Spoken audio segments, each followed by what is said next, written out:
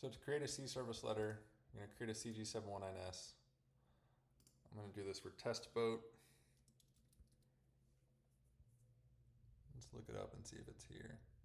We've got another test boat. I'm just going to verify USA has a number. I don't like that number. We're going to get rid of the IMO number, and we're going to give it a state registration number for California. Hit next. Yep, it's 34 gross tons. It's actually 16 if I remember right. And the vessel is 22 feet long. Don't need to worry about depth limit going down. And the horsepower is 150 horsepower.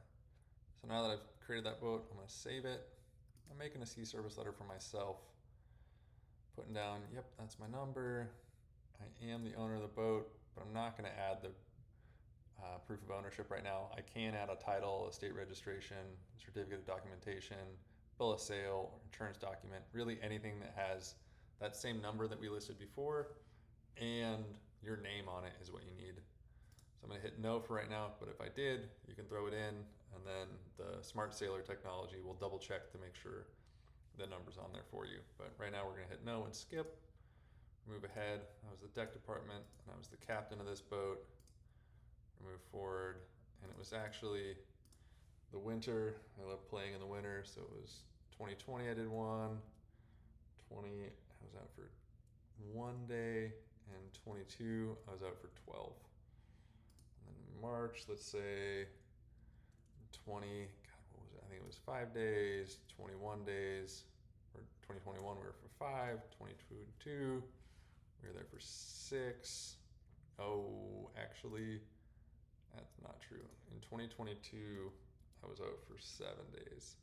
So I'll put that in. So we have 7 days there. I'm gonna hit next. And then we were 1 nautical mile offshore. You always have to be offshore. Make sure you're offshore. If you have any questions, you can click on the average distance offshore. A little info button will help you out. You hit next. This one we were in Puget Sound, which is all inland and then I did some time, let's say on the other side up in the Strait of Juan de Fuca. So I did, of those 50 days, I think it was about 30 were there. So you can see the near coastal number shows that if I did 30 days inland in the Puget Sound, then 20 days would go the other way.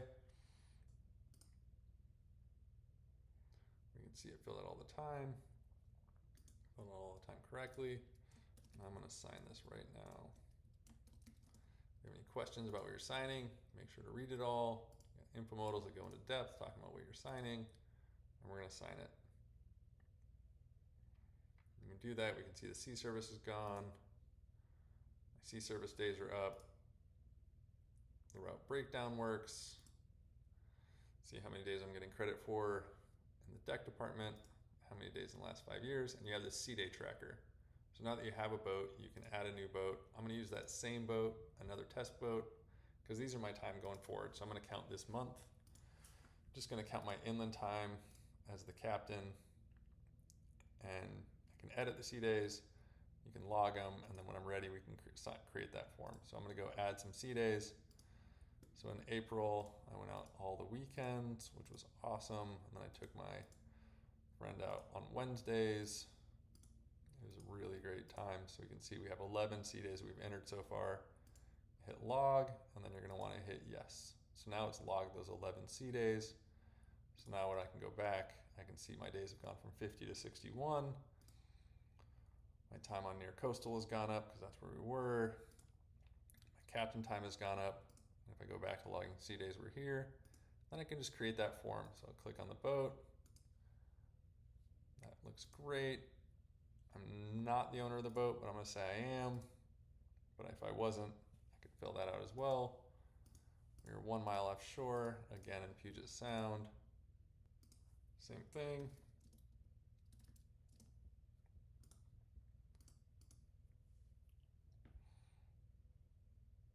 And you're done.